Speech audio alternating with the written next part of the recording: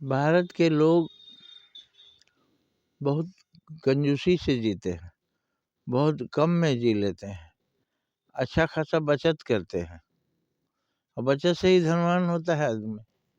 तो बचत से भारत के लोग धनवान नहीं होते, बल्कि भारत के लोग गरीबी में जीते हैं, जन्मजात गरीब होते हैं, पीढ़ी दर पीढ़ी कर्जा होते हैं। क्यों होते हैं? इस पर कभी विचार नहीं हुआ, इस पर कोई शिक्षा नहीं दी गई और गरीबी को बढ़ाने में बहुत से लोग सहायक हैं। बहुत से लोग जो उस्काते रहते हैं, रोज रोज शादी होगा, जम के उत्सव मनाओ, घटे तो आके हमसे कर्जा ले जाओ। अब बाद में उसी कर्जा के लिए गालियां देंगे, मारेंगे, अपमानित करेंगे, सूद ब्याज के साथ डबल लेंगे, लेकिन कर्जा लेने के लिए प्रोत्साहित करेंगे। कर्जा लेना आधी आधी आत्महत्या के समान है। अगर आप कर्जा ले रहे हैं तो आप आत्महत्या कर रहे हैं खर्चा करने के लिए। अगर आप कर्जा ले रहे हैं कमाने के लिए तो वो चलेगा, लेकिन आप अपनी पूंजी, जब मरे हुए चूहे से आदमी धन कमा सकता है, जब एक मुर्गी वाली बुढ़िया करोड़पति हो सकती है, तो आप जितना है वहीं से करिए। कर्जा लेके भी करिए तो बढ़ाने के लिए करिए। कर्जा देते हैं लोग यहाँ खर्चा करने के लिए। श्राद्ध है, रोज रोज बाप का श्राद्ध होगा, पूरे गांव को खिलाओ, पैसा नहीं है और हमसे कर्जा ले जाओ। उसके बाद डंडा मार के गालियां देकर घर कब्जा कर लेंगे, घर से भी बाहर निकाल देंगे। दुनिया भर का अनुष्ठान करवाते हैं।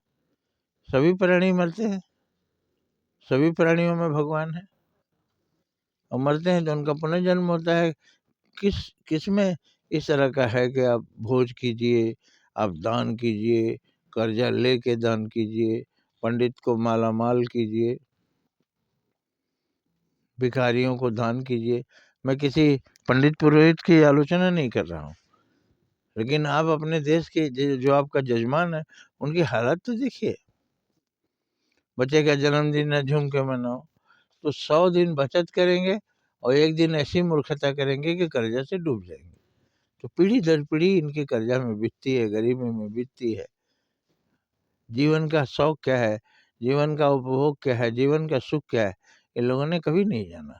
पश्चिमी देश के लोग ऐसा कोई बेवकूफ़ी वाला काम नहीं करते। मेहनत करके कमाते हैं, अपने ऊपर खर्च करते हैं। उनकी भी कुछ कमियां हैं कि वो दूसरों की मदद कम करते हैं, लेकिन बाइबल उनको भी सिखाता है मदद करना, वो भी करते हैं।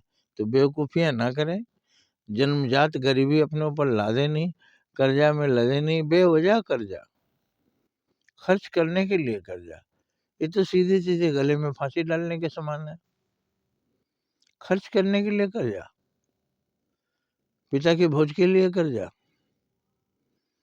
बच्चे के जन्मदिन के लिए कर्जा, छोटी मोटी कोई खुशी हो झूम के करो, तीर्थ यात्रा पर जाओ।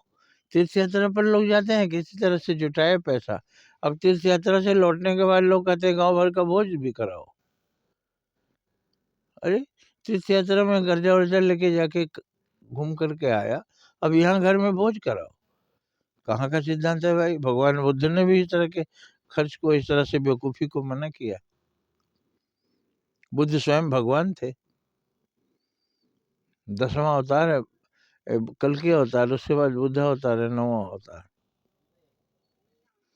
तो भारत के लोग गरीबी वसीयत में लिखाते हैं और ऐसा बेवकूफ़ी वाला काम करते हैं कि कर्जा में डूबे रहते हैं, कम में जी लेते हैं, उनके पास धन होना चाहिए, लेकिन बेवकूफ़ी में खर्च करके 2 कौड़ी के हो जाते हैं। आशा है इस पर आप विचार करेंगे, समाज में सुधार करेंगे। तमाम समाज सुधारकों ने दुनिया में सुधार किया, अब भारत में इसकी ज़रूरत है सुधार की। भारत के लोग गरीबी में क्यों जीते हैं? जय हिंद, जय भारत।